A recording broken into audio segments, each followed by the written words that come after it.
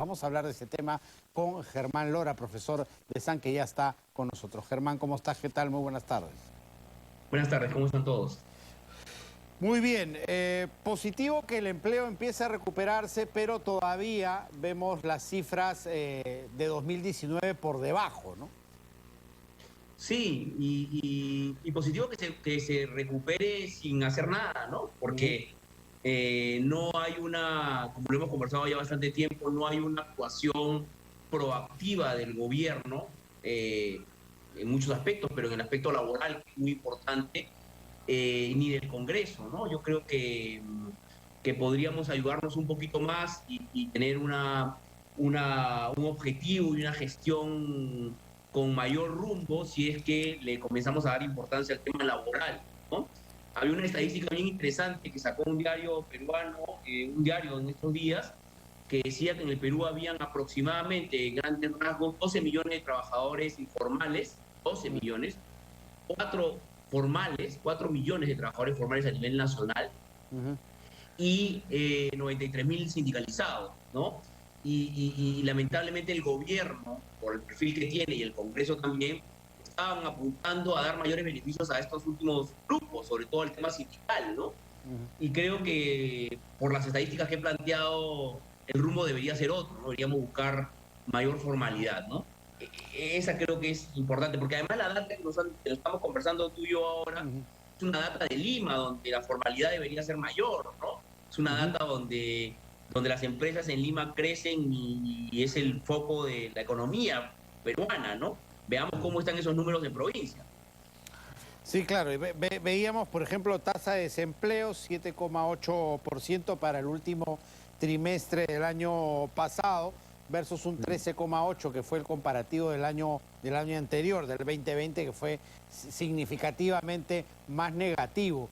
Pero finalmente, si vemos, como tú bien dices, el mapa de la informalidad, ahí sí la cosa es más deprimente. Estamos alrededor del 80% de informalidad, que eso se traduce en el trabajo. ¿Cuál es la receta? Porque se han intentado muchas respecto a formalizar, pero ¿cuál es el camino que debemos transitar para lograr justamente atraer a esas personas que trabajan en la informalidad hacia el lado formal?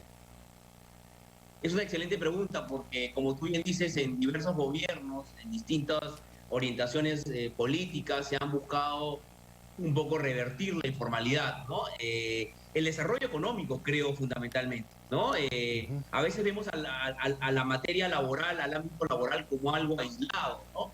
Y veamos que la informalidad es laboral, es tributaria, es ambiental, es administrativa, ¿no? Ujú. Entonces, creo que debemos tratar a la informalidad como un todo y haciendo que las cosas sean mucho más sencillas, que sea más fácil ser formal que informal, ¿no?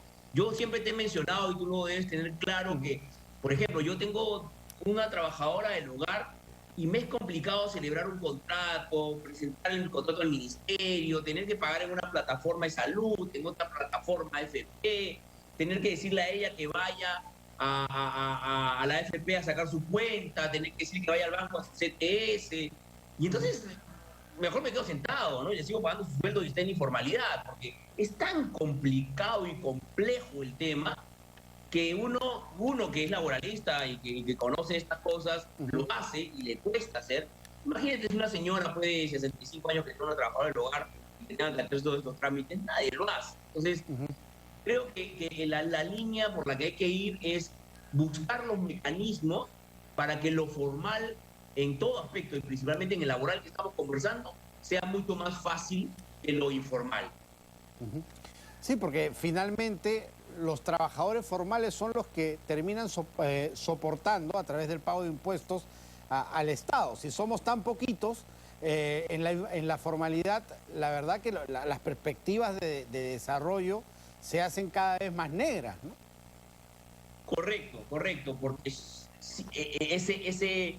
ese ámbito de formalidad que permite que los trabajadores paguen impuestos para el bienestar de todos, somos pocos los que cumplimos con ello, ¿no?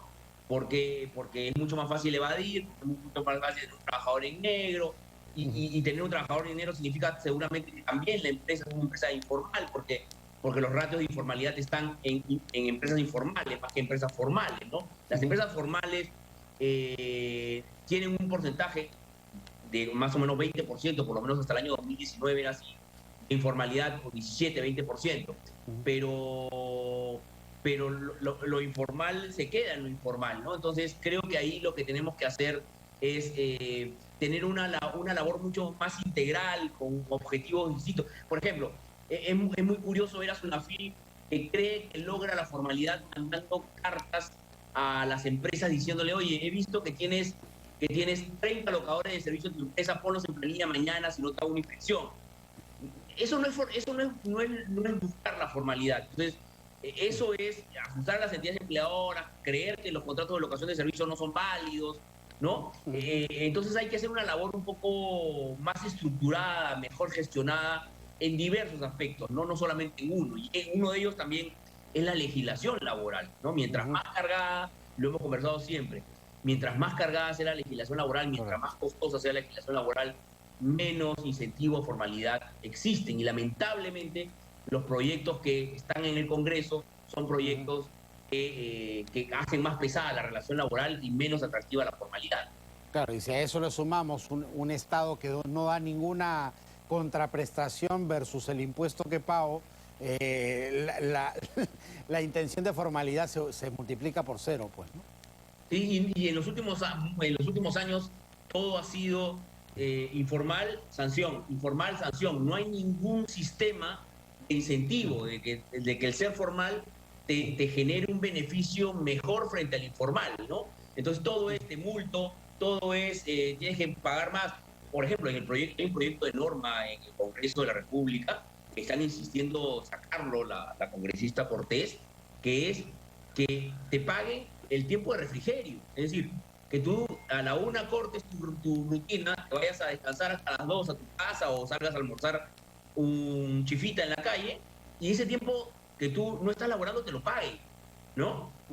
Entonces tú dices, oye, esos proyectos de ley que podrán tener muy buenas intenciones, van en la línea de aminorar la brecha de informalidad, que los trabajadores tengan más beneficios, no solamente económicos, sino más beneficios de seguridad y salud en el trabajo, y de seguridad social y de salud.